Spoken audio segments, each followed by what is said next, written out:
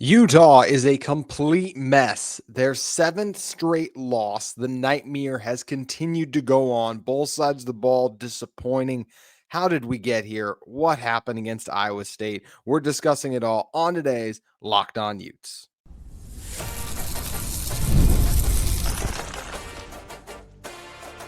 You are Locked On Utes, your daily podcast on the Utah Utes. Part of the Locked On Podcast Network, your team every day.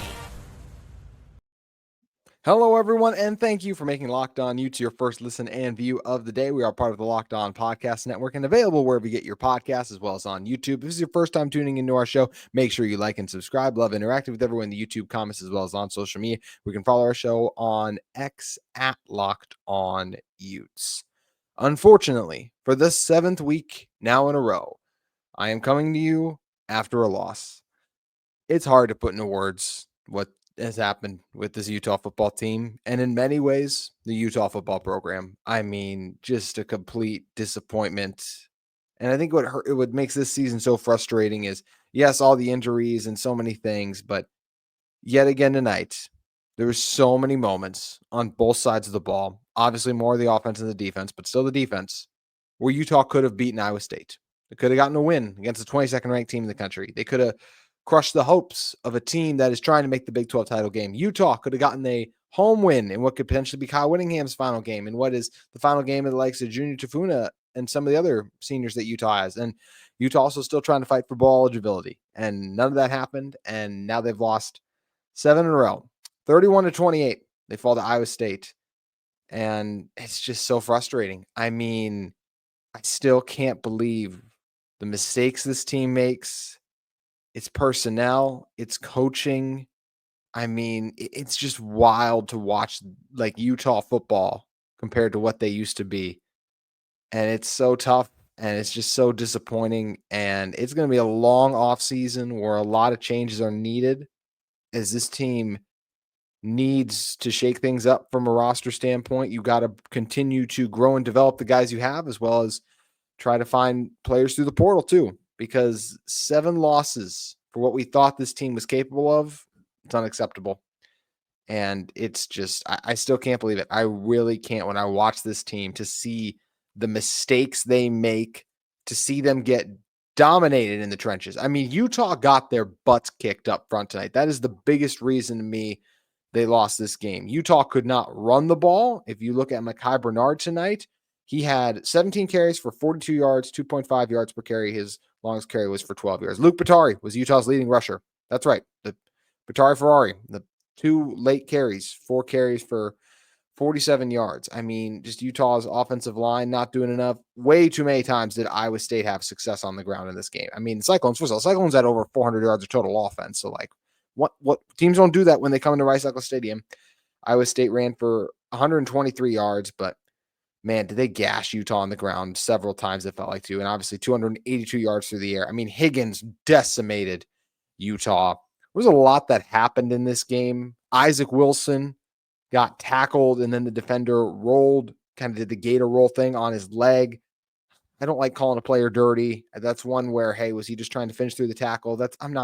I don't want to do that. I don't like the way it looked. It looked dirty. I'm not saying it was dirty, but whenever you have a play that looks that way, it doesn't look good. So obviously hate seeing Wilson exit the game, but then Batari comes in and the offense immediately got a spark. So now we've seen this a couple times now where it was Brandon Rose, the offense looks better, and Luke Batari, the offense looks better.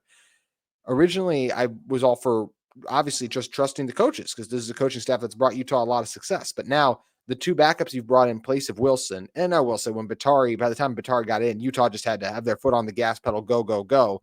And, Iowa State was playing not to lose in some way. So that's where their defense hurt by it too. But yeah, I mean, this is where it's so complicated. I don't doubt that Wilson looked like the best player in practice during fall camp and things of that nature, but there's something to be said having college football experience. Brandon Rose has more of that, even if he hadn't played in live games. And Luke Batari's game experience paid huge dividends for Utah tonight. Batari did fantastic things. Those runs, the keeper to the outside, down the right sideline, and then the other one where he didn't scramble for it, but runs for it, and he shakes the defender and then gets stopped at the 1 yard line. Like, those are just winning plays that Batari makes. And Winning plays were not something that Isaac Wilson and the Utah offense made in the first half. Wilson was continually put in bad spots, third and long, because Utah cannot run the ball. Utah's interior offensive line is really struggling right now. There was two backup guards in, and Jaron Kump is still trying to, I was going to say still trying to get there, but it wasn't a good performance by one of the seniors who was honored before the game. And this is supposed to be a night to celebrate the seniors. And I think Junior Tafuna was fantastic this evening overall, even though Utah did often get their butts kicked up front. I thought Tafuna did a lot of good things. Zemiah Vaughn would make a great play. And he got cooked in coverage routinely tonight. This is a Utah team. Lander Barton missed plays. We could go up and down. Everyone on this team is missing plays, is not executing, and it's why they are where they are. And speaking of this game too, let's jump to the end. The controversial intentional grounding call. I don't like it. It's tough because Mike Pereira did say, who's Fox's NFL rule expert, he thought it was the right call. He said there was no one in the vicinity in the area. I felt like there were still receivers on that side where I don't know. I don't like when refs insert themselves in the game. And that was a massive call in the game as it changed things drastically for Utah. On that call, you get it where Utah was at the 34, and then they were at the Iowa State 34. Then the intentional grounding penalty forces them to back it up. And not just back it up, but they have to use one of their last two timeouts because there's only 31 seconds left. So to prevent the 10-second runoff. So I felt like there were other receivers in the area. I get what Mike Pereira is saying. He threw it so far out of bounds and that there was no one in the area, like super close by. I couldn't tell who the intended target was, and I think that's where Pereira's point would be. And he thought it was a clear intentional grounding, but I didn't like it. I did not think the officials were very good tonight. There are a lot of other reasons that Utah lost this game, but I thought there were a number of poor calls. On Iowa State's, I think it was their first touchdown drive. I thought they missed a hold on, I think it was Corrine Reed or Lander Barton blitzed up the middle. I thought they missed a brutal hold that gave Iowa State a first down. And then for them to call the hold, and Fox unfortunately did not have a good replay of Junior Tafuna being called for a hold on a field goal. That usually is pretty obvious if you're going to call that, but man, did I also really just not like that call. I haven't seen a good angle on it, but obviously when you're inserting yourself in the game in such a manner, I'm not going to be a fan of that. You had Cameron Calhoun with an extremely soft pass interference call in the end zone that I was also not a fan of. And yeah, it's just, I thought there was bad officiating. Obviously there's the whole thing now where a lot of you fans did a good job capturing the one Big 12 ref who was jawing with the fans. That's just unacceptable. That can't happen. But also, like I said, like the reason Utah didn't lose this game is the refs played a role in it, but they're not the reason.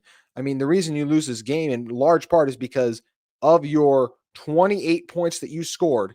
You had 17 of those provided by your defense or I guess 14 if you include the pick 6 from Lander. Then you also get the blocked punt, so defense and special teams. And then another time they gave you great field position on the muff punt in special teams game. And Utah had the ball on, they lost 12 yards after the muff punt by the Cyclones. So Utah's offense just continues to be. This is a Utah. They had 2 first downs in the first half. How in today's college football can you do that? It was the throw to Zipper, and that was it until something else in the first half. Even the second half, the offense almost did nothing until Batari came in. They can't run the ball. They're not executing the throw game. Wilson's holding on the ball too long. He's not seeing the field well continually. The protection was overall, I thought, pretty good tonight, but still at times, like we said, offensive line, the run game, they can't get anything going in the run game.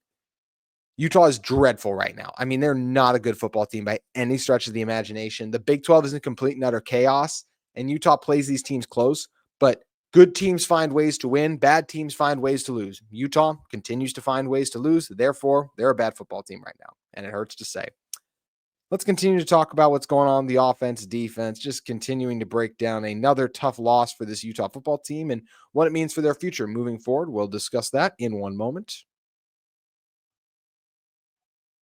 But first, today's episode of Locked On Utes is brought to you by FanDuel. Get ready to tackle the NFL action with FanDuel, America's #1 sportsbook, because right now new customers can bet $5 and get $150 in bonus bets if you win. The FanDuel Sportsbook app gives you everything you need to place live bets on the NFL all in one place. So when you get a hunch in the middle of the game, you can check out the latest stats, view live play-by-play, and so much more on the same page where you place your bets. You can just visit FanDuel.com to join today. You'll get started with $150 in bonus bets if you win your first $5 bet. That's FanDuel.com. You can never waste a hunch and make every moment more with FanDuel, an official sportsbook partner of the NFL. And the rivalry weekend of college football has finally arrived this coming Saturday. Yes, Utah versus UCF is going to be weird, and we don't know a lot of things, although it sounds like Luke Batari is going to play. But you got the game, Ohio State versus Michigan. How about so many other great matchups, too? Not just in college football. We got a great NFL slate, NBA, NHL, all of it available at FanDuel Sportsbook today. So once again, you can start with $150 in bonus bets if you win your first $5 bet. Visit FanDuel Sportsbook, an official sportsbook partner of the NFL, and FanDuel is America's #1 sportsbook. All righty, continuing to talk about this game. Touched on it a little bit, but Utah's offense is absolutely dreadful right now, and the biggest reason that this team continues to lose game is because of Utah's offense. Utah's first half offense had 76 yards. Zipper's pass was like a 64-yard reception. So it's genuinely hard to fathom outside of that play how awful Utah's offense was. This is a group. The play calling I did not think was great tonight. Of Mike Bajakian's game plan, it's probably my least favorite recently. I thought Utah was being very stubborn, just continuing to try and run the ball when you're averaging. I mean, the second quarter, Utah averaged less than a yard per carry, which is insane. The first quarter, they averaged 3 yards per carry. The second, that was a little, and the first half overall, they only averaged 2 yards per carry. And in the game, we said Mackay only had 2. Utah had 95 total rushing yards, but that's so misleading because Batari got like over half that basically on those late scrambles late in the game. So Utah's consistent ground game wasn't there. There was nowhere for Mackay to go. Talked about the offensive line is struggling. Tight end still not the greatest blocking wise at the moment, unfortunately. Wilson holding the ball too long. Receivers not always getting open. Play calling not there. It's an offensive just pile of trash, for lack of a better word. And I'm not calling the players themselves trash. I'm more so just saying that, unfortunately, Utah's offense has been bad. Like, that's just how you have to slice it. Everyone they can't get on the same page more times than not. When one player does something right, someone else does something wrong, and therefore it costs Utah greatly. And that's why in a game like this, you have Utah's offense giving up, like, the difference in total yards is 405 to 224. And Utah just simply could not move the ball for so much of it. We knew the Cyclones had a good secondary and it'd be hard to make plays against them downfield, but that's where Batari comes on, and then he's able to do so. So that's where it becomes incredibly frustrating. I don't know why Isaac Wilson was continuing to be the guy for Utah when we have several examples now of, I wanted to trust the coach and give them the benefit of the doubt, but Batari looked better. Brandon Rose looked better. Why was Wilson the guy you continued to trot out there? And I like Wilson. I'm a defender of Wilson. Wilson shouldn't have had to be out there. So that's the other thing. Like, why would you continue to put Wilson out there? And it's just such a brutal end. It does sound like he's not going to be able to play next week, so hated seeing Wilson get hurt. The throw to Zipper to begin the night was awesome, but unfortunately, that's really where it ended in terms of awesome. We talked about Batari and the good things he did when he came in, got the ball up pretty quick. I felt like at times, I still don't like the intentional grounding penalty. Wish Cole Bigger could have made that kick, but that is, 54 was long. That's a tough kick to make too, right? So that's another thing for this Utah offense. Unfortunately, just more disappointment and just continuing to not play well at all. Chances to win on that late drive. And even after the other thing I didn't like for Utah was you get the intentional grounding penalty. So you lose a down. It's third down. And all of the routes that Utah ran were deep. I wish they would have ran honestly, I wish it was a normal pass play. Like just some shorts, some curls, crossers, whatever. Like, yes, I send some guys deep because obviously you get a touchdown. You can win the game. That's awesome. But you prioritize the field goal with only 31 seconds left that far out of your own end zone. And instead, everyone went deep. Everyone was covered. So Batari threw it into coverage, and it gets just threw into a place where no one could get it at the end, but not intentional grounding that time, as it was a Utah target clearly in the vicinity and area. And and then, so like I said, didn't like that play call. And then you trot Becker out for longest field goal. His longest field goal he hit the season is 48. And then you're going to trot him out for one for 56 yards, and you don't try to get any more yards before that. It's incredibly disappointing. And I do believe if you have your field goal unit ready, you could easily have ran them onto the field in that spot had you completed a pass and gotten tackled inbound shy of a first down too with 30 seconds left. So that's another example of a thing that frustrates me about this one for Utah. And there's a laundry list of things, obviously, as I'm discussing that frustrate me about this Utah football team. I think how about the defense? Let's talk about the defense a little now. Look at this. The defense was so good at moments, but then they allowed over 400 yards. Lander's pick six was awesome. The muff punt, the special teams did their part in this game, but it was cool to get the pick six streak alive. I know it's a cool thing that Utah can say they have too, right? But in Utah, just so many chances to get off the field late in games. Just times I thought the tackling was overall better tonight, but just why is a big run here pop? There's just too many big plays too frequently, right? And 8 for 16 on third down. That's what the Cyclones were. Their receivers consistently made plays, and Utah defensive backs could not. Whether there's Cameron Calhoun, Smith Snowden, or Zemiah Vaughn, all of them got beat at one point or another. And Vaughn, as we said, he had a rough senior night, just keeping it real. He got beat a few times. He was doing his best battling out there, had a tough matchup in one of the best, if not the best, wide receiver duo in the country. I don't have everyone off the top of my head right now. I'm a crushed Utah fan, so if I left out someone who's obviously better, don't get mad at me in the comments. So Utah's defensive backs, like we mentioned, struggling. Linebackers, I thought Jonathan Hall did a lot of nice things. I'm actually really encouraged about his progress over the season. I think he can be a guy in the future for Utah. So that's another thing I really liked. But Lander at times still, it's like, what are you doing? Just too many miscommunications, getting blown off the ball. You let the Cyclones are able to open up rushing lanes by setting the edge at times. Just total disappointment for Utah again to continue to find ways to lose games like this. There were stops they could have made late. They don't do it. Getting beat on that third down where the running back ends up throwing it deep. And it was a well-executed play by Iowa State, but if you're Vaughn or whoever that was there, you can't let that running back tight end get behind you. And that's exactly what happened. So another game where Utah comes up short, another game where Utah falls. They're 7th in a row. I can't believe this team's lost 7 games in a row. It's probably going to be 8. They started the year 4-0 and they'll lose their final 8. That's Utah. This is Utah football. I can't believe that's happened. For even those of us who were or not those of us, because I obviously thought this team was going to do great things, but even those people who doubted Utah, no one saw this coming. In terms of this season that Utah is having, it's insane. How about Utah was 3 of 19 on third down compared to 8 to 16 for Iowa State.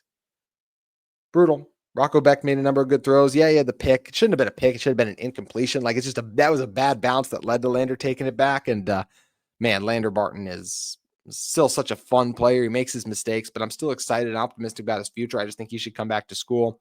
So a lot of the guys on Utah's defense, I think, have talent. Just need to shore up a few things. So unfortunate that so many players were out tonight. Porter Larson tweeted out before the game, Porter Larson of ESPN 700, that Munir McLean, Van Fillinger, Keanu Tanavasa, that's a massive loss right there. David Fotu, Johnny Maya, Sione Fotu, Danoa Tongai, and Michael Mokafisi. Just like Tongai and Mokafisi, those are 2 of your starting guards when your interior offensive line's already weak. They did not perform well tonight, the interior of the offensive line. They could have really used Van to set the edge a few times defensively. And he wasn't in there, even though Logan, I thought, did some nice things. Connor O'Toole did too. Bad roughing the passing penalty on Connor O'Toole. Not in terms of bad like the officials.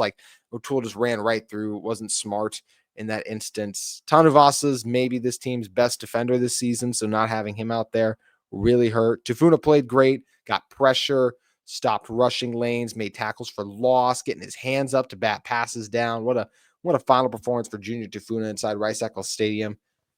Then you got guys another guy I just wanted to give a shout out to is Darren Zipper was fantastic, obviously, this evening. He had the big catch early on. 4 catches for 66. Oh, I said that one catch was for 60 yards earlier. It was for 46, so I misspoke there. Saw Landon King get one in.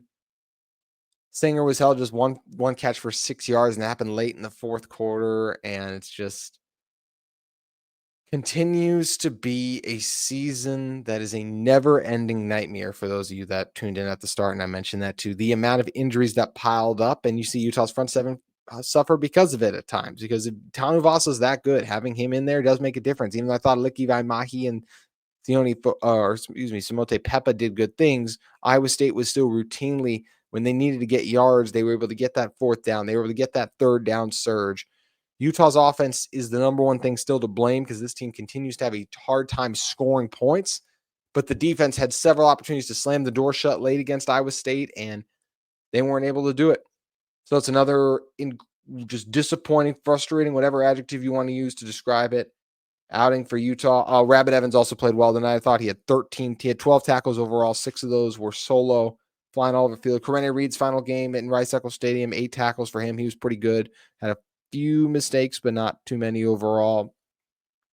And yeah, I just can't. I really is hard to imagine how we got here with Utah football, and it's just disappointing. And there's got to be changes to coaching.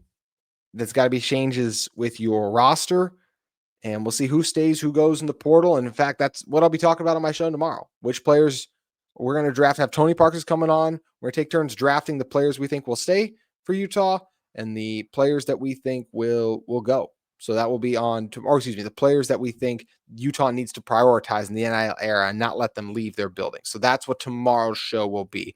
I'm not going to speculate on who's going to leave or not. Like I said, I apologize for that. But yeah, just another tough game for Utah where they don't execute what, like we talked about defensively.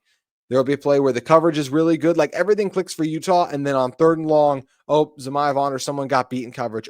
Beck has too much time to throw and made the play downfield. It's not consistent enough. The pressure and coverage will be good for a play, but then one will be good and the other won't be good. And obviously those two have to work in tandem together or you won't be effective. So credit to Rocco Beck. He was fantastic overall. I thought outside of the pick, Hansen ran hard. And then you had Higgins was unguardable. They actually held Knoll in check. He only had 41 yards. Burke had 41 yards too. So Utah got out coached. They got out physical, and the better team was the Cyclones, and they won. Even though Utah had opportunities to win because of Iowa State's many, many turnovers. But then, we didn't mention the fumble that Isaac Wilson had in the red zone for Utah. Like, that was a brutal fumble. There's no way around it. So incredibly frustrated by this team, and we'll continue to break down the latest updates on what is going on for Utah. As Kyle Whittingham will speak more and shed light. We'll see if he gives any insight on his future. What is this team going to look like ahead of their matchup against UCF? That'll be on this week's Locked On Utes. As we mentioned, tomorrow's show will be a full focus on the transfer portal, the players Utah needs to retain and prioritize as the portal will be opening soon. That's what we'll be discussing on tomorrow's show. Hope you all have a better Sunday than you did Saturday night watching the Utah Utes play football. Always appreciate all of you for making this show your first listen of the day. For more Locked On content, Locked On Big 12, Locked On College Football, I have you covered. And we'll see you on another episode in the near future of Locked On Utes.